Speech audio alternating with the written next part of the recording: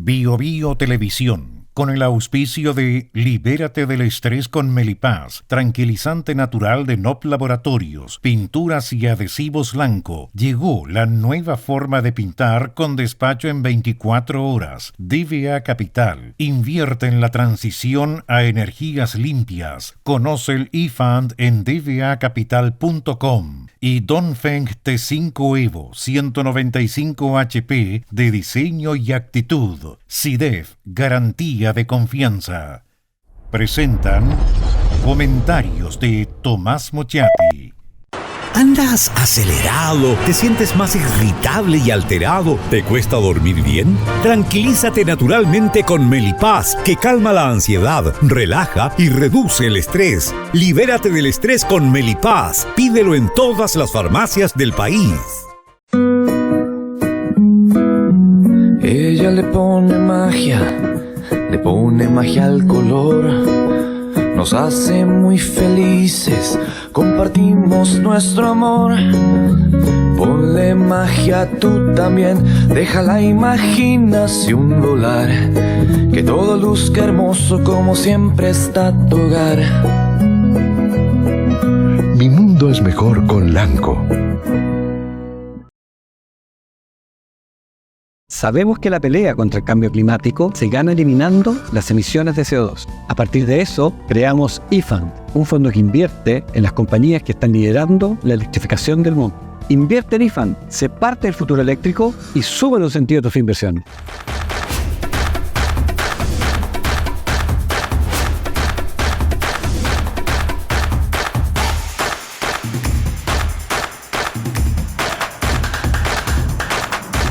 SIDEF, garantía de confianza.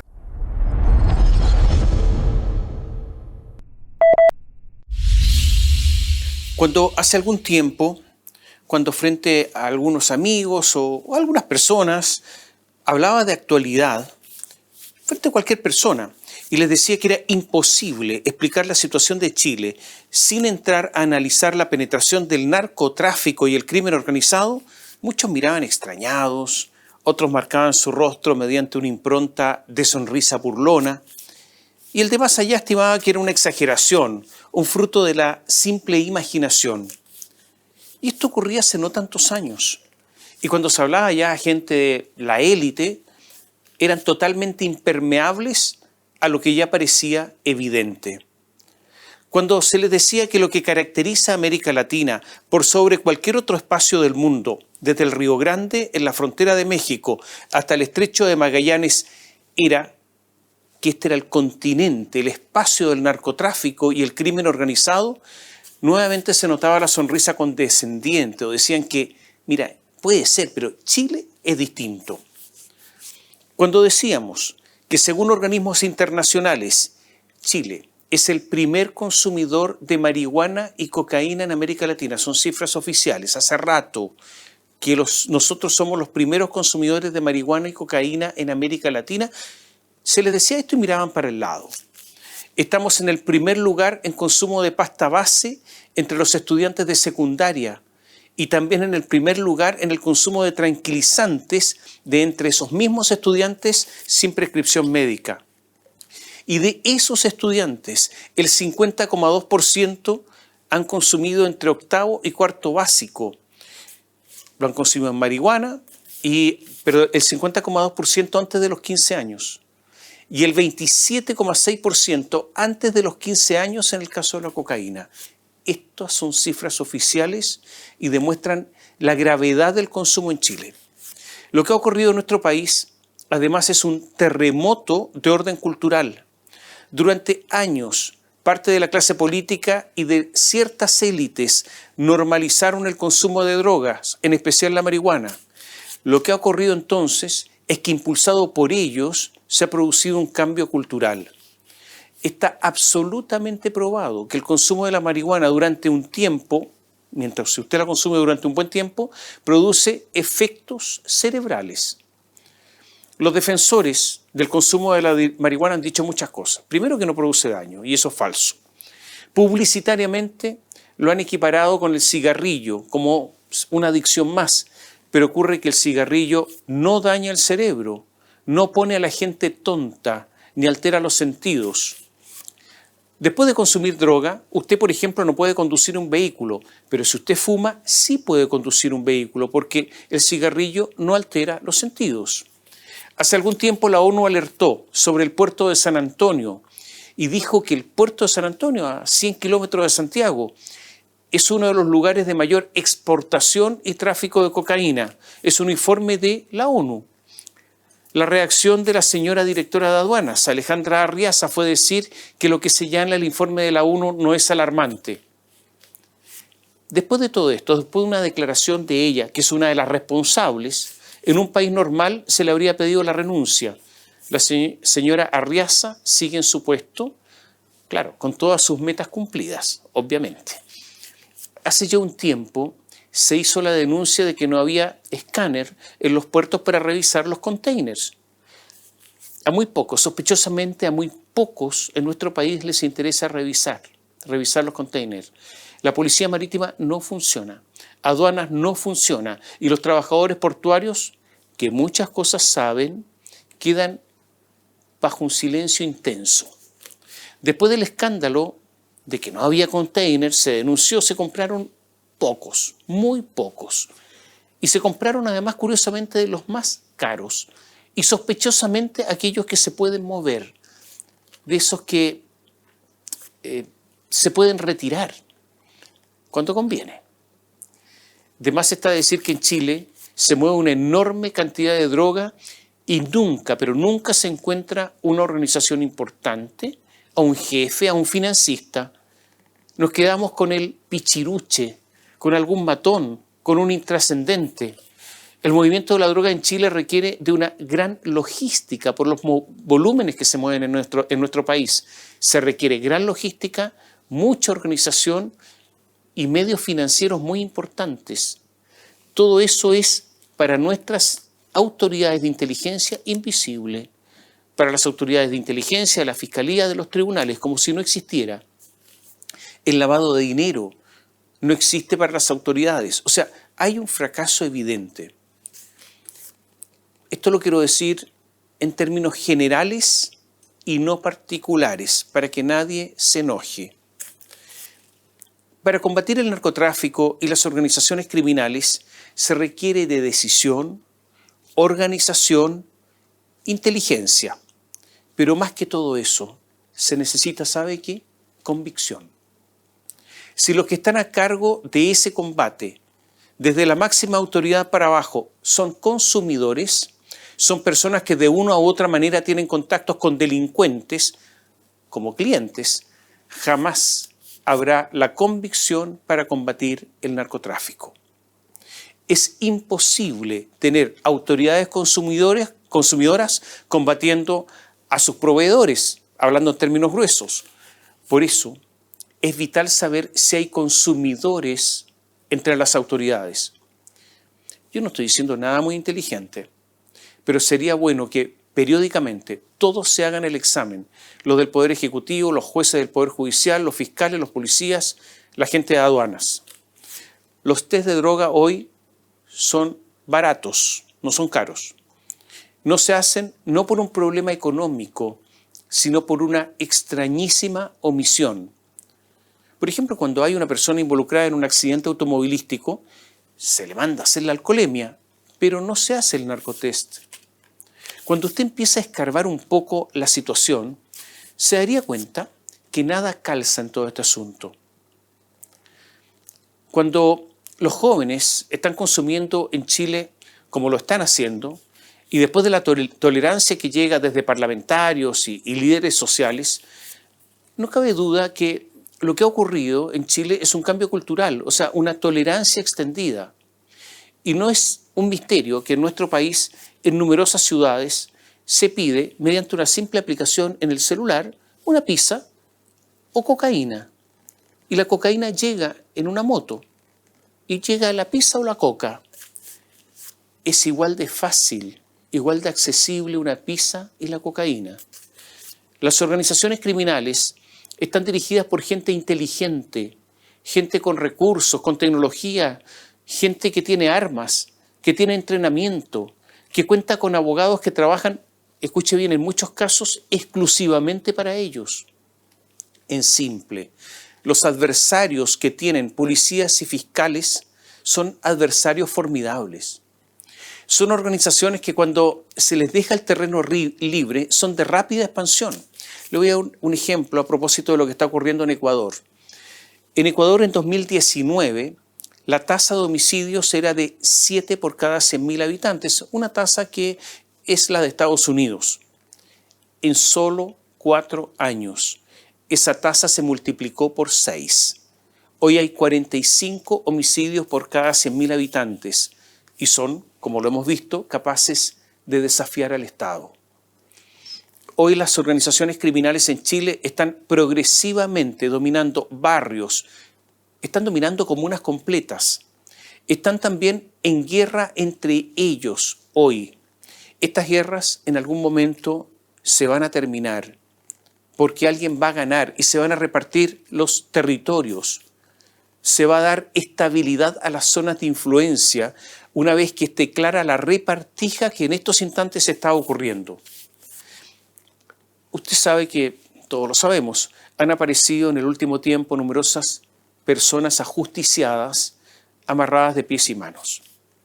¿Por qué las dejan abandonadas en determinados lugares, a la vera de una autopista, de un camino, incluso en forma bastante visible?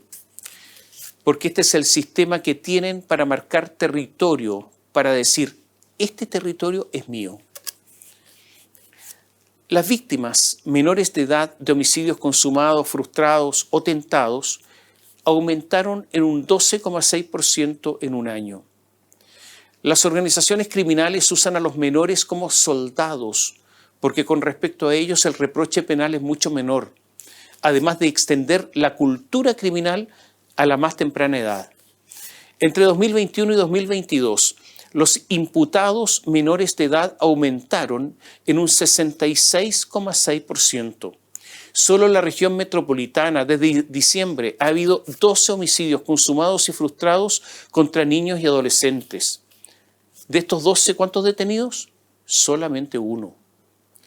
En un año, durante 2023, los homicidios consumados y frustrados en la región metropolitana subieron un 12%. En un año hubo 1.382 asesinatos solo en la región metropolitana. Entre mayo de 2019 y noviembre de 2023 hubo en Chile 1.885 funerales narco. Funerales con fuegos artificiales, con hombres armados, con disparos, funerales donde se interrumpe el tránsito mientras se hacen velatorios que algunos duran hasta 6 días. Según el diario El Mercurio, en uno de estos que duró 6 días, ocurrió en la comuna de San Ramón, Carabineros desplegó 100 funcionarios cada día durante 6 días. La verdad, además, es que no se sabe cuántos homicidios hay en Chile, porque Carabineros, la PDI, el Servicio Médico Legal, el Ministerio del Interior, el Ministerio Público, todos entregan cifras distintas, porque hasta para contar los muertos las autoridades no se ponen de acuerdo. Y hay otra cifra negra. En los países en serio, no solo se entrega la cantidad de homicidios, sino que también la cantidad de homicidios aclarados, resueltos, aquellos que tienen autores, que se encontró los autores. En Chile nada de eso se sabe. Y la sospecha es que matar en nuestro país está resultando un asunto de bajo riesgo para el asesino. A estas alturas, la visión del oficialismo, del gobierno, que el crimen organizado es una sensación que aumenta por los medios de comunicación, suena tonto. Hasta el momento nadie que yo sepa ha inventado muertos. Y yo quisiera que haya sido así, pero no ha sido necesario.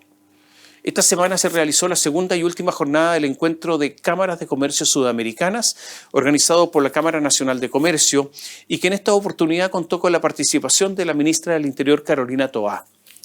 Ella dijo, frente a todos estos delegados internacionales y chilenos, que hay un gran número de proyectos impulsados por el Ejecutivo en materia de seguridad, comparándolo con gobiernos como del expresidente Ricardo Lagos y del expresidente Sebastián Piñera. O sea, lo que dijo, nosotros hemos hecho mucho más. Pero lo que no dijo es que quienes hoy gobiernan se opusieron a prácticamente todos los proyectos de seguridad impulsados por el gobierno anterior y prácticamente nada hicieron durante los primeros meses de este gobierno. Es esta falta de honestidad intelectual lo que muchas veces nos abruma. La inmigración descontrolada es lo que ha dado una estructura al crimen de violencia con muchísimo además desparpajo. La población penal extranjera creció en solo un año, en un 40%. Yo me encantaría saber qué diablos dice ahora el Servicio Jesuita de Migrantes. Y todo esto ha cambiado la cultura en Chile. Ya no está el jefe criminal tipo Cabro Carrera o Manuel Fuentes Cancino, el Perilla. Ahora hay estructuras que reparten dinero, reparten mucho dinero. Usted que vive en sectores donde ellos dominan, usted lo sabe. Los jóvenes, esos jóvenes que están vinculados al narco y que son referentes en sus respectivas poblaciones, viven una vida de ricos, con mujeres, fiestas, autos caros, autos deportivos estruendosos, con vidrios polarizados, que hacen lo que quieren, que andan armados. Es una vida intensa, una vida loca, una vida de riesgo. Y estos jóvenes que tienen esta vida de lujos a la que nunca la mayoría habría accedido trabajando de forma lícita, a esos jóvenes les da lo mismo morir. Porque esto vivir a concho implica poder tener vida corta, morir en cualquier momento, sin mayor drama, y matar, sin gran problema. Es matar o morir. Esa es la ley de Lampa ahora. Por eso, no le tienen miedo a la cárcel, si es que en la cárcel pueden reproducir con mocitos, con empleados, con dinero, el ambiente que tienen en su población y desde ahí seguir haciendo negocios. Por eso es fundamental para los jefes criminales que existan cárceles de alta seguridad, con celdas en solitario, con visitas con locutorio, visitas muy espaciadas y además con una gendarmería especial, otra gendarmería, que sea una gendarmería jerarquizada y no sindicalizada. La cultura narco, que se extiende en muchos lugares de Chile, provoca admiración y mediante el efecto demostración tiene la capacidad de reclutar mucha gente. Y hoy se ha transformado, como le he dicho, en una cultura. Le reitero, esta es una cultura que se expande. En México existen los corridos narcos, los que promueven este estilo de vida con exceso, con dinero y con asesinatos. Los narcos tienen sus propios artistas, porque reitero, el narco se ha transformado en este fenómeno cultural. Fue Alberto Mayol, quien en una columna en biobiochile.cl contó que en el cierre del Festival de Viña del Mar actuará un artista que promueve la cultura narco. Es un señor que se conoce como Peso Pluma. Como dice Alberto, y lo cito, Alberto Mayol, y lo cito, él dijo esto: unos, creyendo que cualquier cosa que se diga y que esté de moda debe ser elogiada y aceptada, los ingenuos, y otros, probablemente con carteles alusivos que la televisión quizás censure, que ven en el escenario su estrella favorita, al cantante que simboliza su propia cultura, su trabajo, su riesgo, sus pistolas, su sueño de grandeza de dinero y las penas del crimen organizado, los narcotraficantes y sus secuaces, narcoinfluencers y toda clase de seres despreciables. Y este artista, Peso Pluma, artista entre comillas, dice: en la sangre traigo el 701, bélicos ya somos, bélicos morimos. Y canta así, lo cita Alberto Mayol: y bien forrados los paquetes van, no hay pendiente, no puedo fallar, siempre estoy listo para cruzar, polvo, ruedas y también cristal, disfrutamos, esté bien o mal, de una vida, no me voy a quejar. ¿Qué dijo la organización del Festival de Viña del Mar? Dijo: tras la polémica generada en referencia a la participación de Peso Pluma en la próxima edición del certamen, la organización del Festival Internacional de Viña del Mar afirma que no incurrirá en ningún tipo de censura ni discriminación. Y agregó: Viña del Mar también reconoce el fenómeno de los nuevos géneros musicales y espera un exitoso cierre de 6 noches donde la música y el talento de los diferentes artistas seguirán siendo el pilar del festival latino más grande del mundo. La organización del festival ataca a los críticos de Peso Pluma y dice que en realidad lo que ocurre es que ellos son partidarios de la censura. En la organización del festival, ¿quiénes participan? ¿Quiénes son los responsables? ¿Quiénes hacen la cartelera? ¿Quiénes participan del contenido? El municipio de Viña del Mar, dirigido por Macarena Ripamonti, del Frente Amplio. Televisión Nacional, que es el canal público y cuyo presidente Francisco Vidal, del PPD, recién nombrado por el presidente Gabriel Boric. Y el Canal 13, cuyo dueño es sin duda el representante más destacado de los grandes empresarios chilenos. Es el más influyente por lejos, el de más recursos, el que opina a cada rato, Andrónico Luksic. Él representa también al sector de la derecha. O sea, está el municipio, una organización local que se ocupa de los territorios, como se dice ahora. Está el Estado a través del canal público y está el mundo privado, empresarial. Y están todos de acuerdo, están todos de consuno, están todos felices por traer a este artista. Esta es la mayor prueba, ¿sabe de qué? Prueba de qué? Que el narco no solo está ganando o ha ganado la batalla cultural en las poblaciones de menores recursos, en las poblaciones donde vive la gente más pobre, sino que está ganando la batalla cultural en las llamadas élites en sus distintas versiones. Por si acaso, esta polémica ha tenido una cobertura mundial. No reclamemos después si nos acercamos aquí en Chile a un narcoestado. En Chile ha habido todo un proceso de deconstrucción cultural, sistemático, en colegios, universidades, de alguna gente ligada a la cultura, que ha tenido una gran influencia en las nuevas generaciones. En muchos casos, el avance del narco ocurre porque no hay barreras culturales, no hay convicciones, no hay vivencias aprendidas que se les opongan, justamente porque ocurrió esta deconstrucción cultural.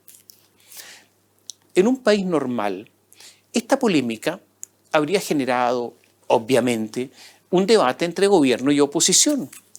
Pero entre nosotros esto no ocurre. Lo que pasa es que hay una especie de empate entre el oficialismo y la oposición. Empate en limitaciones, en pequeñeces, en visión, en gestión, en capacidades.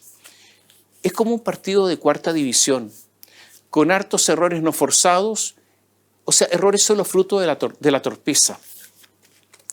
Las reuniones secretas en la casa del lobista Pablo Salaquet están repletos de todo esto, de explicaciones propias de gente tarda. ¿Sabe una de las cosas que más me impresionó?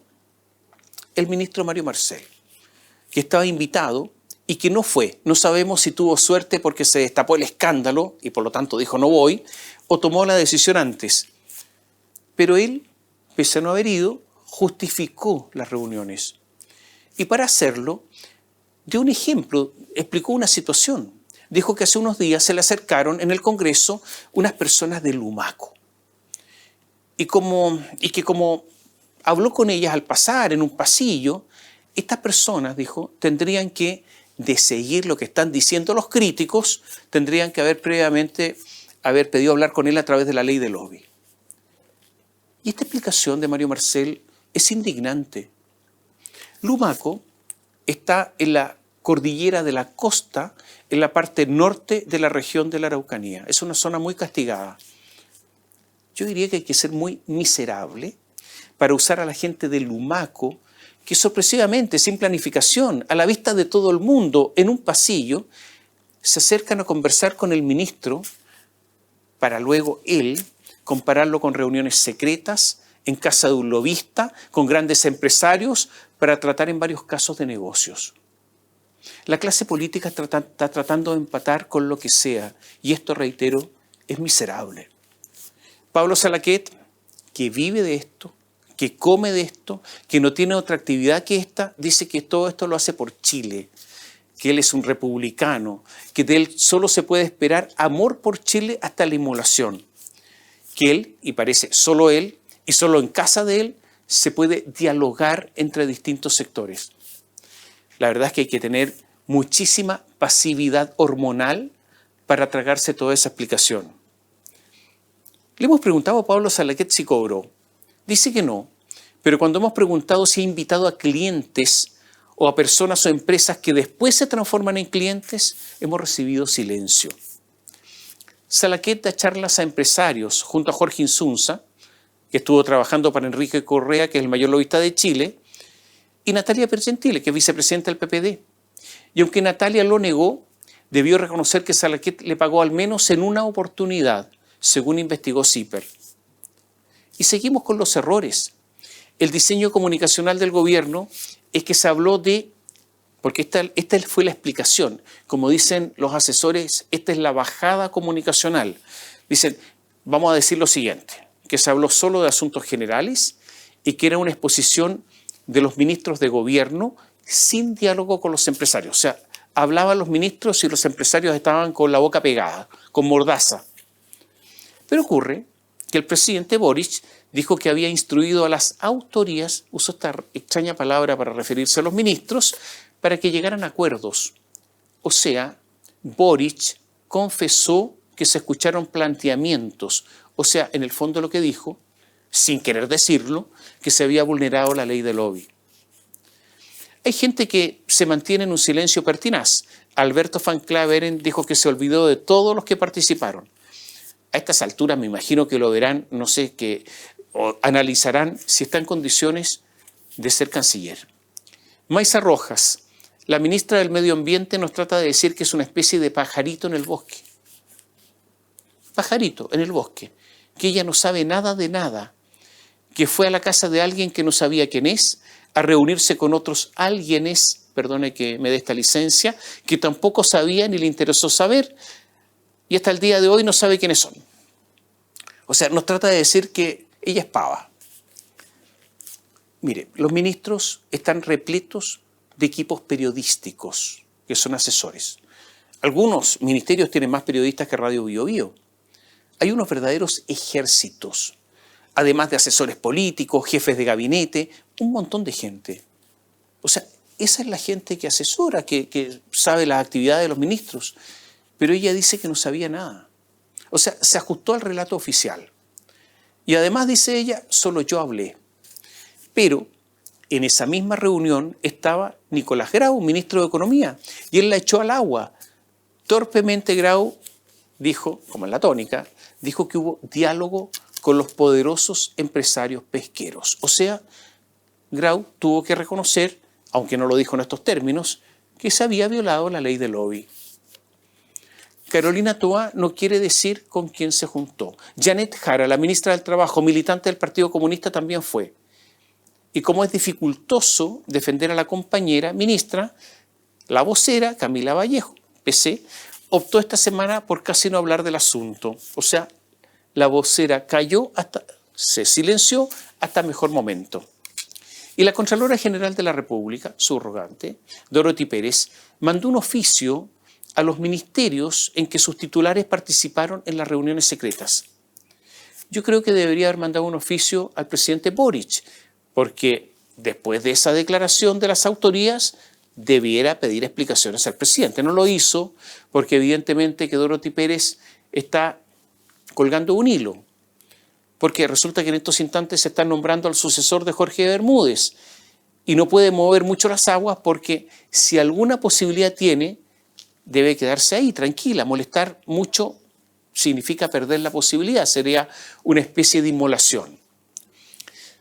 La otra organización que debería decir algo con respecto a esto es el Consejo para la Transparencia, pero está paralizado porque no tiene quórum para funcionar. ¿Y por qué no tiene quórum? Porque el presidente Boric no ha propuesto al Senado a 2 de sus integrantes, se quedó con menos integrantes del quórum. O sea, se paralizó. La verdad es que se le ha pedido al presidente Boric que trabaje, que nombre a gente ahí, que haga su pega. Su pega es nombrar a las personas, proponerlas al Senado. Pero no hace caso. por lo que no lo pueden fiscalizar a él. ¿Se da cuenta lo increíble? No lo pueden fiscalizar a él porque él no hace la pega contribuyendo a nombrar las personas que tienen que estar en ese organismo. Es lo mismo que ocurrió con el Consejo de Auditoría Interna del Gobierno, que podría haber hecho algo en el caso Fundaciones. De 6 miembros, Gabriel Boric no había nombrado a 3 y de nuevo no había hecho la pega. Pero es verdad que podía funcionar con solo 3, pero ellos nunca trabajaron. O sea, ahí estaban Macarena Lobos, Heidi Werner, Javiera Martínez. No hicieron su trabajo. ¿Usted cree que les pasó algo? No, no les pasó nada, porque dejar de trabajar es gratis. Una de ellas, Javiera Martínez, es militante de Revolución Democrática, el partido involucrado en el traspaso de plata a las fundaciones, por lo que tendría que haber investigado a sus amigos del partido, y no lo hizo. Entre paréntesis, a propósito de nombramientos.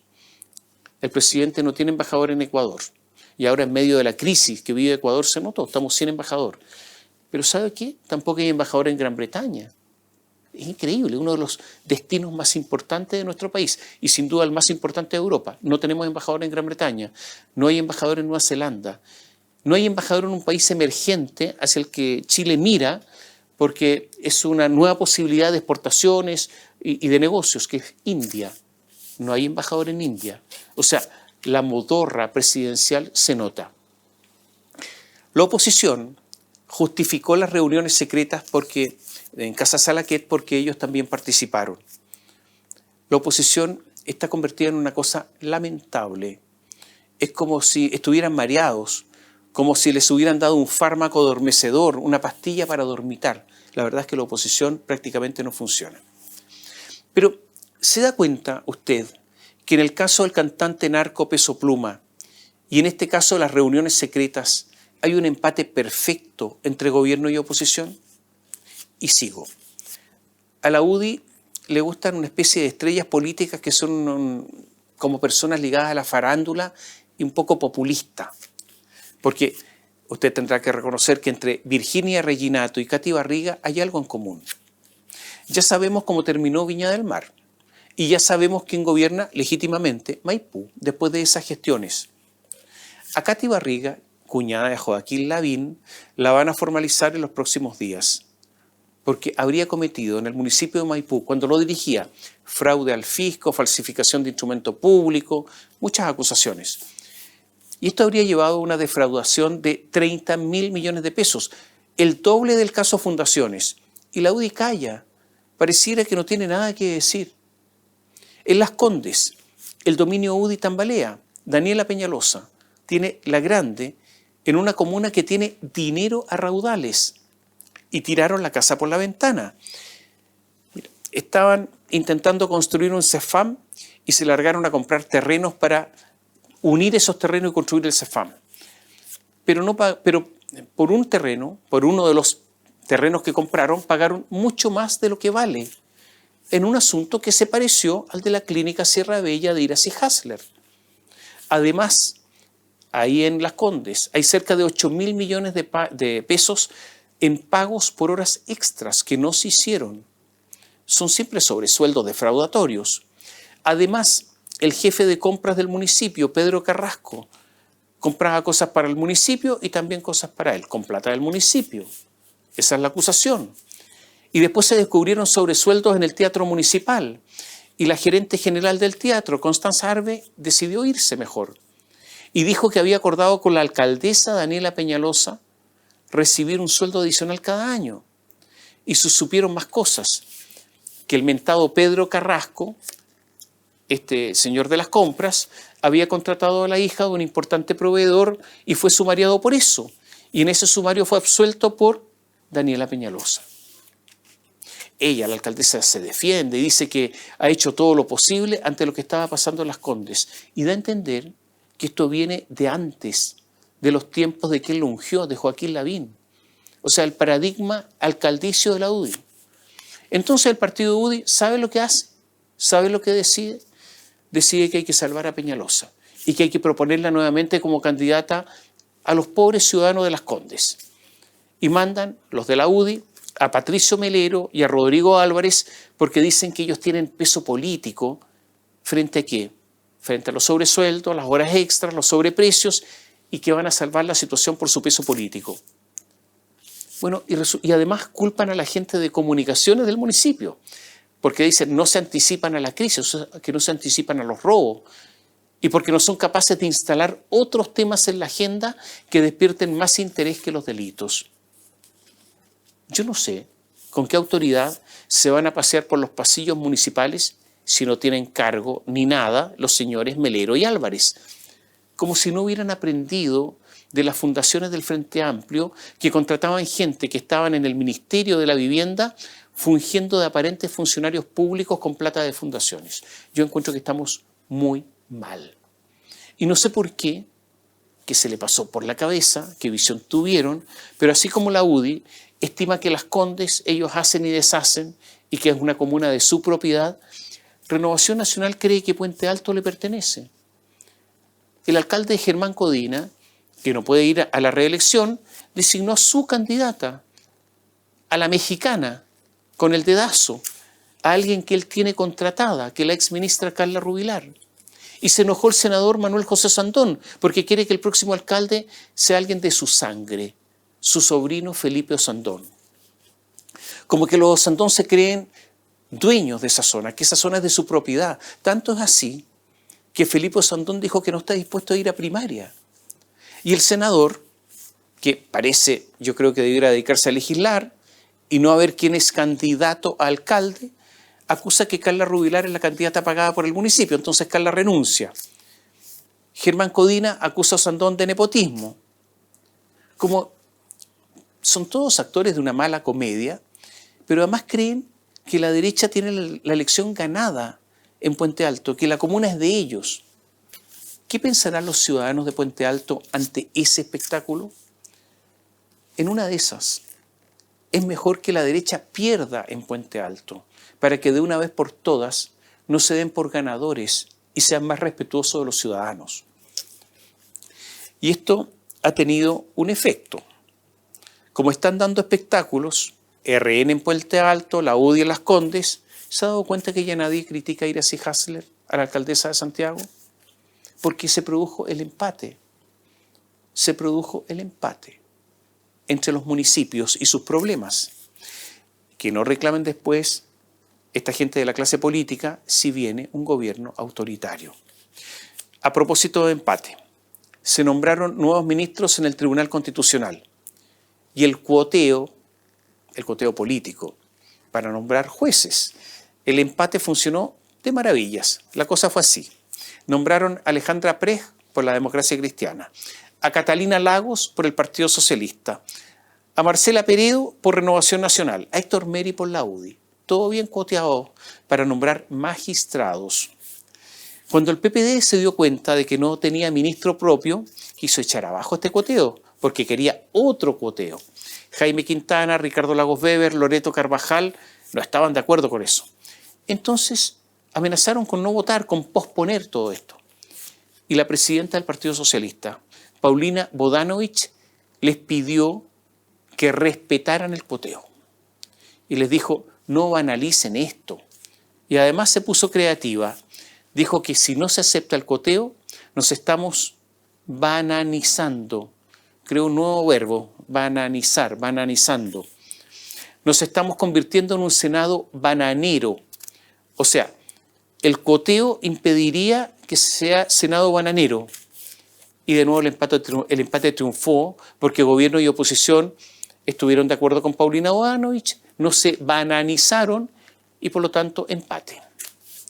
A propósito del Partido Socialista, Giorgio Jackson decidió salir nuevamente a la luz. Anunció que lo suyo es la política y nada más que la política y prepara un retorno triunfal. Algunos dicen que podría convertirse en el presidente de los partidos fusionados de las colectividades que forman parte del Frente Amplio, que se van a fusionar. Otros dicen que se va al exterior por un tiempo, a España.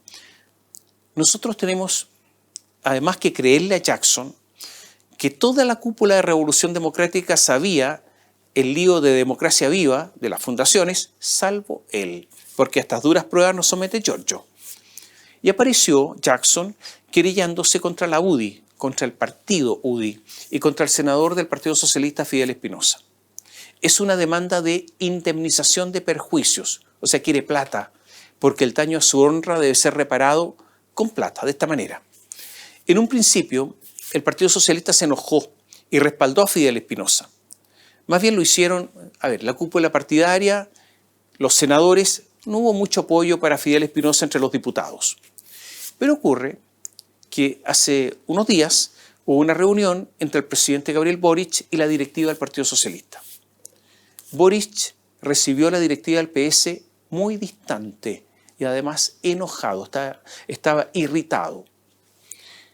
Comenzó la reunión, Boric retó al Partido Socialista de inmediato entrando y además le aclaró, sin que hubiesen abierto la boca a los demás: Miguel Crispi se queda, yo no lo voy a cambiar, sigue siendo jefe del segundo piso.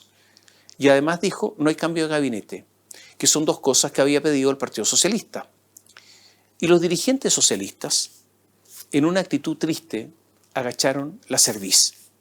Como niños, aceptaron el reto. Y esto demuestra cuán débiles hoy, cuán frágiles están los socialistas. Necesitan ir a las elecciones con el Frente Amplio y el Partido Comunista y obtener lo que les den. El Partido Socialista sin convicciones, sin alma, sin pretensiones. La verdad es que da pena. Y el presidente, un poco abusador, se aprovechó. Y Fidel Espinosa, después de todo esto, quedó peleando solo con Giorgio Jackson. En la economía se dieron a conocer muchas cifras, pero veamos una sola, que es la cifra de productividad. En productividad estamos estancados hace ya 15 años. En 2023 retrocedimos. La productividad disminuyó entre 1,8 y 2,4%. Son cifras muy grandes. 6 de los 8 sectores productivos redujeron su productividad en 2023. Los principales contracciones: comercio, hoteles, restaurantes, 11,8% menos, minería, que es muy importante para nuestro país, 9,4% menos, y la industria, 8,4% menos. Si a esto usted le agrega las 40 horas, la ley de conciliación entre empresa y familia, el 6% adicional en materia previsional, yo creo que hay pocas posibilidades de que el país crezca económicamente. El país está paralizado, se nota. El presidente Gabriel Boric, sometido a terapia, según confesión propia, está irascible y poco propenso a aceptar siquiera una opinión ligeramente disidente. Está enojado ahora, en forma tardía, por lo ocurrido en la casa de Salaquet. Yo me imagino que él podría hacer su parte y transparentar si alguna vez se ha juntado en otras casas con empresarios. Hay un término que usan las generaciones más jóvenes: contención. Hay mucha gente, parece, que necesita ser contenida por su entorno. Y esta es, dicen, una de las falencias que hay en Palacio: poca contención. Son muchos los errores que ha cometido el gobierno y principalmente ha fracasado en asuntos fundamentales como educación, salud y pensiones. Pero la oposición no tiene proyecto y yo creo que no tiene candidatos. El nivel de la oposición es el nivel del gobierno. Son tal para cual. Es empate en un partido de cuarta categoría, un empate de peso pluma.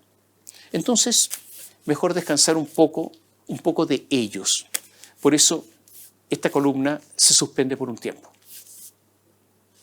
Bio Bio Televisión, con el auspicio de Libérate del estrés con Melipaz, tranquilizante natural de NOP Laboratorios, pinturas y adhesivos Lanco. Llegó la nueva forma de pintar con despacho en 24 horas. DVA Capital, invierte en la transición a energías limpias. Conoce el eFund en dvacapital.com. Y Dongfeng T5 Evo 195 HP de diseño y actitud. SIDEF, garantía de confianza. Presentaron comentarios de Tomás Mochiati. ¿Andas acelerado? ¿Te sientes más irritable y alterado? ¿Te cuesta dormir bien? Tranquilízate naturalmente con Melipaz, que calma la ansiedad, relaja y reduce el estrés. Libérate del estrés con Melipaz. Pídelo en todas las farmacias del país. Ella le pone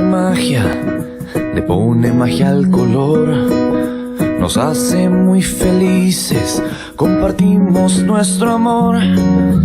Ponle magia tú también, deja la imaginación volar, que todo luzca hermoso como siempre está tu hogar.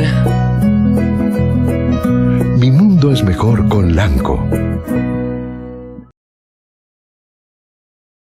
Sabemos que la pelea contra el cambio climático se gana eliminando las emisiones de CO2. A partir de eso, creamos IFAND, un fondo que invierte en las compañías que están liderando la electrificación del mundo. Invierte en IFAND, sé parte del futuro eléctrico y sube los sentidos de tu inversión.